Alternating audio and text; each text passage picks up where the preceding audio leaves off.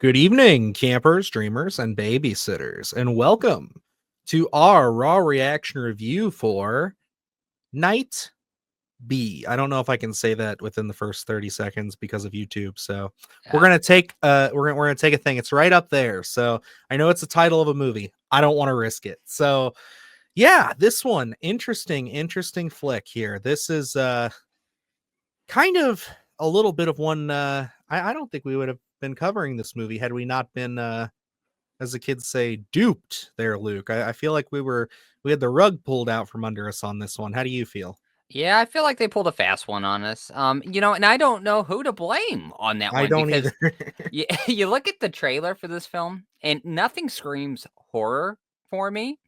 But then when you look it up, it's appearing on horror lists for the month. And, in the genre, it's comedy horror. So it was And like, okay, considered body horror apparently to yeah. IMDb as well. So And so I thought they were being crafty. I thought they were being really crafty with the way that they were cutting the trailer, and I was like, maybe they're not showing us all of their cards at the moment, and we're gonna go into this, and we're in here for a comedy at moments, and then we're gonna deep dive into some darker themes and some dark horror elements into it. Unfortunately, or fortunately, depending on what this is a horror channel, so I'm gonna say unfortunately for probably most people that are watching this. When you watch the trailer, that's what you're gonna get. It's nothing. They're not throwing you for a loop. There's nothing being concealed. It is what it is. That tone in the trailer is the tone throughout the film.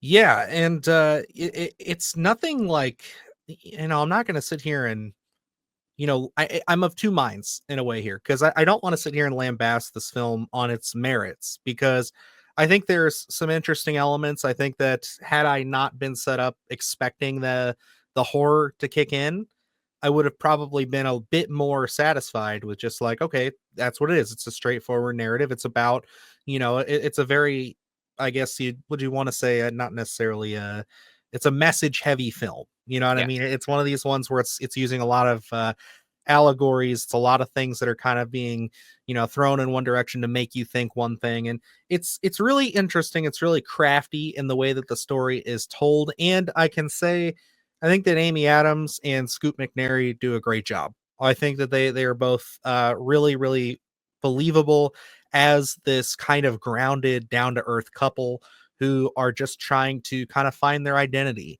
a little bit after being parents for a while. It's a little bit of a weird film to watch being in the situation at least that I'm in where it's like, I have a 2-year-old now, so we're kind of finding ourselves in that same time period as these characters. Fortunately, I think we're navigating it a lot better than they were, but it does have someone like myself reflecting on that a little bit. absolutely. I think in those elements of where they're telling the more, I guess you'd say, dramatic, heavy story elements to it, mixed with that little bit of comedy, I felt myself resonating with that way more heavy than I thought it was going to. Mhm. Especially, I'm in the same boat as you. We're both newer parents, kind of navigating everything with our significant other and kind of that post baby new life and what that looks like. And those themes I think were handled rather well in this. I think, you know, if we looked at those elements and just kind of got away from the body horror, got away from the bitch part of this, I guess you would say, no dog elements, nothing like that, this would be a better received film, at least from my perspective. I think it's easily digestible in that sense. But when you start weaving in this body horror, this weirder element that I guess that they're deeming horror, it just didn't work for me. I felt myself more intrigued by the drama elements rather than horror, which is rather unique because usually we're here for the horror. Yeah, and I think it was just because it was so out of place. And I mean, I think you even calling it horror, body horror, is very generous. I know that's what it's labeling itself as, but it's like, yeah, there's so much. There's kind of an overarching like element to this film where our character kind of, not a spoiler. You see it a little bit in the trailer, where she says things in her head, and you see it play out in the scene, and then she acts it out or she does the opposite in real life. As far as I can tell, that's exactly what was going on with the whole dog angle here. And I just really found that to be a very confusing, strange element. I know this is based off of a book that's apparently probably handles it a lot better. I feel like maybe this is one of those things that's like a bit harder to translate from the page to screen. But for me, I really think that where I have to lay the bulk of my criticism at, because it's an okay movie. It's fine. I mean, like I think it's, if I take my what I was expecting out of it, it's a very fine kind of a dramedy, just about life being in those situations. It's about that time period that we don't see a ton of, like you said. But I think that if they're trying to sell this at all to an audience like they were trying to sell to us, that this is a horror film, that this is going to have some kind of a, not necessarily a werewolf tinge, but like she's turning into a dog. She's having these more dog-like characteristics. She's getting a little bit more aggressive. Maybe she's lashing out at people. No, like this is a total misdirection, and you're just lying to people at that point. Yes, it's something where I think maybe you're going to build up some expectations, especially from the horror community going into this film, because I was waiting and waiting and waiting for those darker elements to appear, and they just never do. Even my wife watched this with me, and even she loved the drama elements. She resonated heavily with those drama elements to it. And then we both agreed that it's like you're working in this heavy drama and with these comedy elements to it, and then almost this harsh transition into this body horror element where we're getting into this dog aspect. And it just never really feels like it's seamless. It feels like, again, that it's that harsh transition from the storytelling that just seems so out of place from the story that they're telling. And, you know, like you said, they probably handle it a little bit better in the book where, you can let the theater of the mind play but when you're seeing it play out visually, it just didn't really work. And the director of this directed one of my, a great film, Can You Ever Forgive Me? And I was really rather excited to see how they were going to kind of handle this mixture of drama, comedy, and horror. And I got to say, if you take out those horror elements from this film and just play this as a straight dramedy, I think this would be a rather exceptional film. Amy Adams does a fine job, more than fine job, of really playing this kind of a wife, mother in this postpartum era of her life where she's trying to, get back to what she was prior to having a child. And I really did enjoy those elements. Again, as soon as we got into this body horror that they're deeming this as, it just did not hit at all. It just, again, seems so out of place. It seems so weird. And you just don't find any cohesiveness from beginning to end. I don't think they ever really found their rhythm here.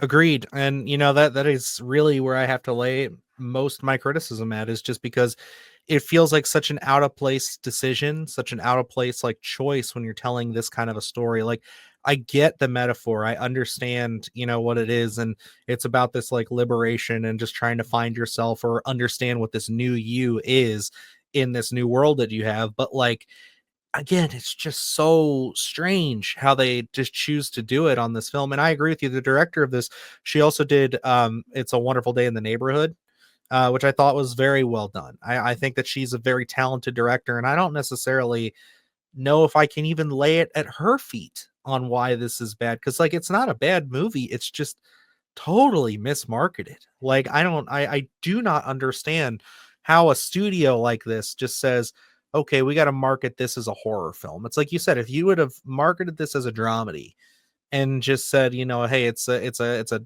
dramatic comedy about life, about these things with a lot of heavy metaphors, and you really played up on that in the trailer, like they sort of do, I think that it would have been much better. But it's all of this back channeling of just like every article you read about it.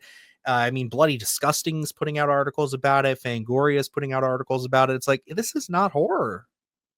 And looking at it, Marielle Heller was the director here who also did Can You Ever Forgive Me? And when they had mentioned Can You Ever Forgive Me, my interest instantly peaked. I was like, whether this is going to deliver from a horror aspect, I think I'm really going to enjoy this film. But then you look at Can You Ever Forgive Me? She did direct it, she didn't write it. Now, she did direct and write this film. So, for me, it was just like I got a little hesitant there because I hadn't seen any of her previous works in terms of where she actually had written the film and then directed the film. So I didn't know really where that was going to go. I'm more intrigued to see what the book is. I think it's about 250 pages, I believe. Hmm. I'm intrigued to see how that story does play out because, again, we never find a rhythm here. Feels rather harsh in terms of transitions. Performance wise, I think everyone more than holds up the end of their bargain in terms Yeah. of what we do Hmm. see character wise. I think relationship wise, it is something that a lot of people in that stage of their life are going to resonate with. But once we get into the horror elements of this, or so they say, it just does not work. I think it's played too heavy in the comedy. We don't really deep dive into any dark avenues of this film, which I think is a rather missed opportunity because, we're both in this kind of stage of our lives. And I know, you know, when you're dealing with things like depression and kind of that postpartum era, you can kind of go down some dark routes, I think, and I think it was just kind of a really missed opportunity there to kind of keep this as light as they did. And just being the dumb caveman brain male part of me here, I'm just gonna say this. Wouldn't it have been so cool? And I mean, we're in the week of werewolves, baby. Werewolves is coming out on Friday. And this is kind of a pseudo-ish werewolf movie, they tried to say. Wouldn't it have been crazy if this movie legitimately bit the bullet and was just like, yes, she's actually turning into a werewolf. It's this postpartum thing that's bringing some dormant curse in her out of it. And you could even play with that to like a comedy angle and still have those dramatic elements. Like, I know there's a show on Peacock, I forget what it's called, but it's kind of a comedy, but apparently there's a werewolf in it. I have not seen it yet, but I've seen some images of it and I'm like, okay, I'm interested. I'm gonna have to see. So I think there's room for that. It's just, again, I don't know why they chose to market this so hard to horror audiences when that is not at all what this is. It's funny you say that because as I was watching this with my wife, and I said, as we get into these dog elements of the film, it just doesn't work. And she agreed with me. And I said, how interesting would this have been if we play with that such a well done those elements of dramedy that they do have in here, and then you juxtapose that with this dark element of she's a werewolf, and it would have been such a unique take on a werewolf film, especially being the Oh yeah. mother being the werewolf. I think that would have been a lot of fun, but I think those elements that we do see that they deem horror are just too light. It just doesn't really work, and this film's probably going to have a bit of an identity crisis because I think it's not deep in the horror space enough for horror fans to enjoy it, but it also has that weird element that they're marketing as horror that someone who isn't in the horror space is going to find it maybe a little bit too weird to fully enjoy this film. So I think, you're not really catering to either audience, and I think everyone's going to kind of have an issue with different parts of this film. So, for me, it didn't resonate as a horror fan. I think there's a pretty decent amount of comedy in here, but I don't know. Overall, I just think I found myself not interested in those horror elements that they're saying. Yeah, and the only thing I can stretch my mind around is that if this is in any way a horror film, I'm sure this is a horror film for single people or people who don't want kids, because it's just like this is Yep. the kind of the adjustment to that life. It's like you have to commit yourself to. It's like for people like us who are parents, it's like I enjoyed a lot of the reflection. I thought that it was really well done, really honest, really well like put together. And I agree with you. I think that this is like going to have such an identity crisis, and I know it's not going to win any favors in theaters at this point. Maybe we're totally off there, but I feel like if horror fans are going out to see this, or even people who are into weirder horror like this kind of might be billing itself as, I I I think it's just going to get shoved away. This would have probably been a better play on like a streaming service and let the word of mouth carry it, because Yes. then I think you would have been able to just push past it. I think if I'm going to put any fault on this, it's whoever made the calls to market this the way they did and to put those labels on it and to send it out to horror spaces to cover it. You have, I think you will be solely responsible for if this movie fails, which I very much think this is going to not perform well at the box office. And I only say that because It's like kind of we are the full truth of the matter is that we had an option to go see this in person, and literally like a week ago they were like, hey, if you can't make it out, we'll would you like some screeners for it? They usually only do that if they're not getting a lot of takers on those screenings. So that's not a good sign. That's not a great sign. And I'm a little worried because I don't hear anybody else talking about this. So yeah, I just don't think that this was handled well at all. And I think that's really unfortunate because, like you said, the performances are strong. The message is there. The dog stuff's really strange. And maybe if I just wasn't, if I watched this movie in a different headspace, not expecting the horror to kick in, maybe I would like it a little bit more. But with that, I'm giving this 2 ratings. As a horror film, this is a slash it. 100% a slash it. Don't waste your time. Don't go see it. As just a film, a dramedy with Amy Adams, Scoot McNairy, I would definitely say this is worth a watch. And I'm right there with you. I didn't have 2 parts in my brain saying, slash it or worth a watch. I think overall, as a quality film, I think this is deemed worth a watch. I think you have to take that trailer verbatim. That's the tone that this film presents. It doesn't go any deeper in the horror space. Don't expect that when you go into this. I think maybe it'll be a little bit easier for you to digest without that expectation for that horror element to kick in, because it won't. Amy Adams does give a rather well done performance. I think it's rather authentic to that part of a lot of people's lives, and they're going to resonate with it. I don't think this is a horribly crafted film in any sense. It's just, as a horror film, this does absolutely not work. It is not a horror film, so don't go in expecting that. Dylan's absolutely 100% right to say, if as a horror film, this would be a slash it. I think overall, as a film itself, Night Bitch is worth a watch. So yeah, I would say if you're curious at all, maybe wait till streaming. I think that's probably your best bet because, like I said, it's not something you need to rush out and see. But I could see this pop up on people's lists, like maybe misunderstood gems or movies that you brought up a concept, not to like pull out of our own bag, but there might be a list later on down the road about movies that maybe weren't marketed the best. And I think this would be a total one for that list, where it's like it just doesn't make sense. And yeah, I think that's really, really a shame. Because yeah, like you said, even just the little conversation we just had about a postpartum werewolf movie, I'm all in, baby. Like that sounds awesome. Because it's like as someone I am again just a dude, but as somebody who has a partner who suffered a little bit of postpartum depression after our son was born, that is seriously such a feat. That is something that is real.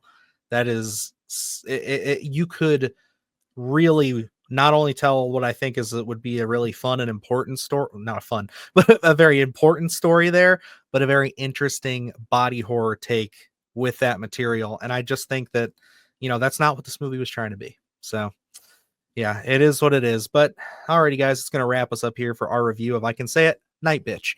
And yeah, so thank you, YouTube.